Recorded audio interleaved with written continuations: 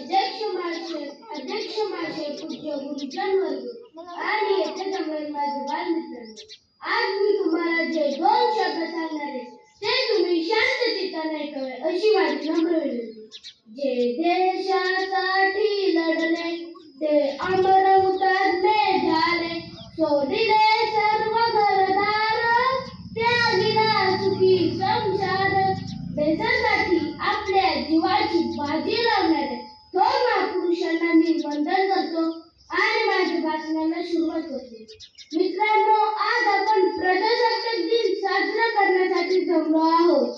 26 जानेवारी 1949 रोजी आपल्या देशाने राज्यघटना स्वीकारली. डॉक्टर बाबासाहेब आंबेडकरांनी ही राज्यघटना तयार केली.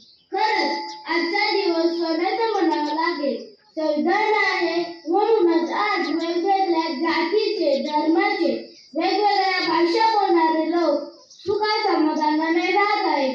विविधतेत एकता आहे आमची शान, आहे आमची शान. म्हणूनच आहे आमचा भारत देश महान, भारत देश महान. शेवटी याची